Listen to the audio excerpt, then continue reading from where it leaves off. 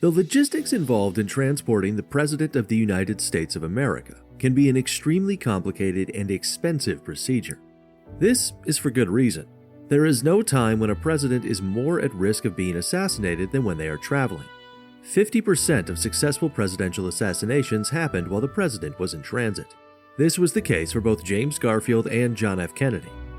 A huge number of resources are dedicated towards keeping the president safe while he travels, but perhaps the costliest of these is Air Force One.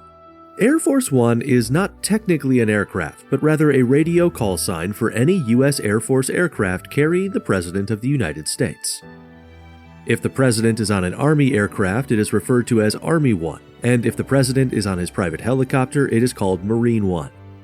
However, most people tend to refer to the two specially configured Boeing 747s used to transport the President as Air Force One.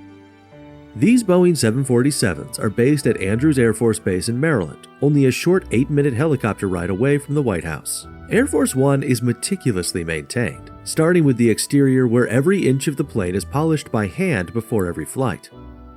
The iconic blue and white color scheme was in jeopardy in 2016 when President Donald Trump proposed a new paint job featuring a much darker blue bottom and a red stripe in the middle.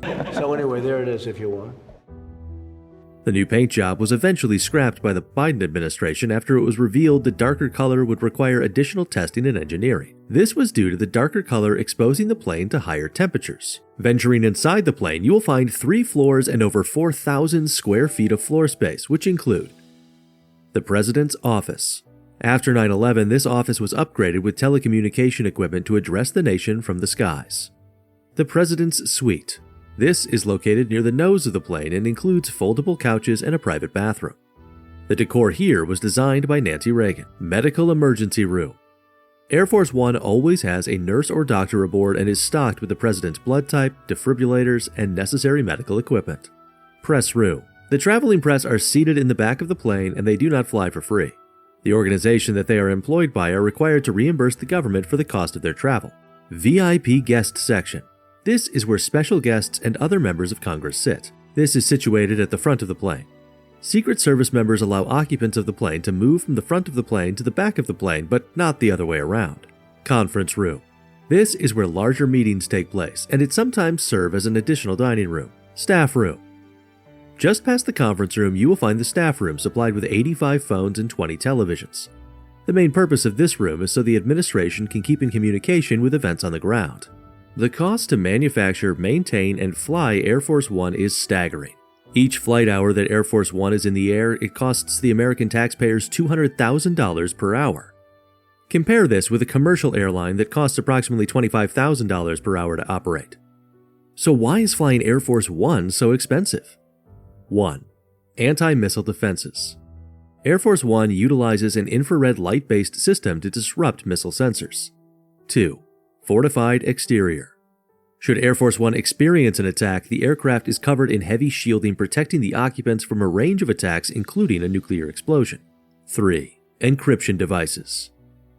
All communication with the ground in Air Force One is encrypted, securing a safe connection for the President and his staff to communicate with the ground.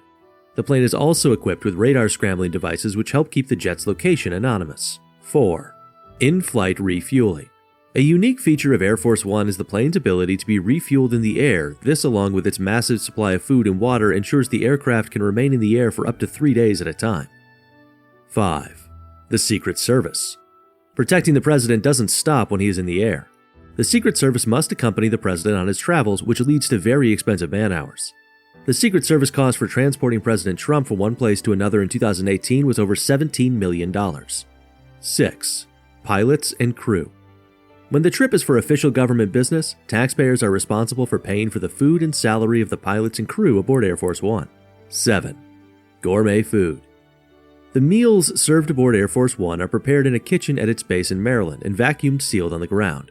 The food is then prepared in an oven and microwaves in the plane's galley kitchen and served to the occupants of the plane.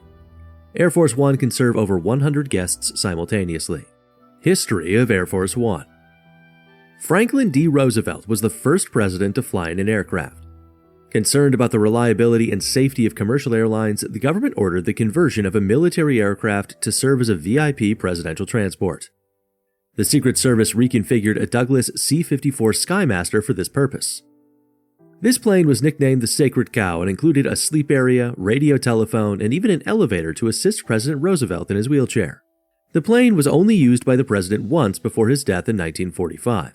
Largely in response to Russian diplomats using jet planes in 1961, the Air Force procured 3 Boeing 707s. These planes served Presidents Eisenhower through Nixon. Under John F. Kennedy, the term Air Force One gained popularity with the use of the SAM 26000, a Boeing 707. Vice President Lyndon B. Johnson would be sworn in as president on that same plane following John F. Kennedy's assassination. Enter the SAM 27000, which served President Nixon.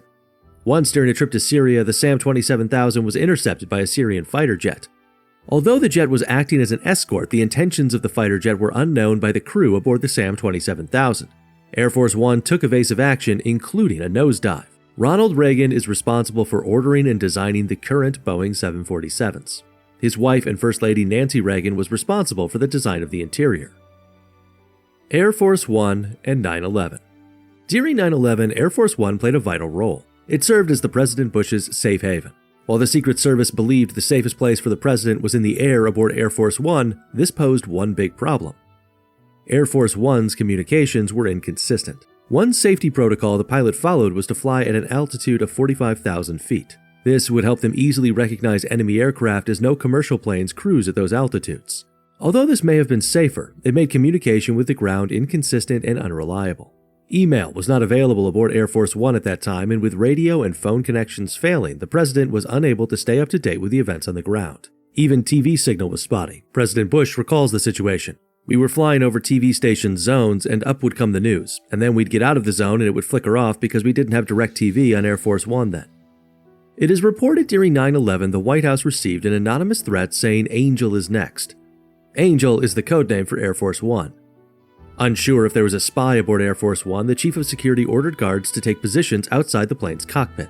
Agents were also positioned in the midpoint of the plane where the president's room was. Additional agents swept the plane for potential bombs.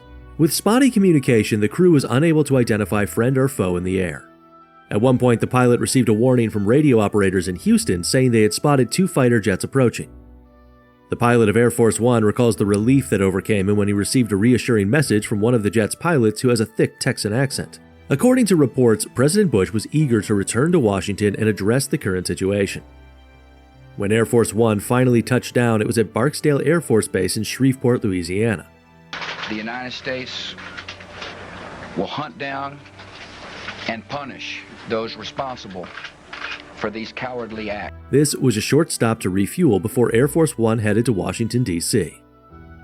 Thank you for watching. Please let us know if you want a video on the 2 new Boeing 747s that are scheduled to be completed in 2025.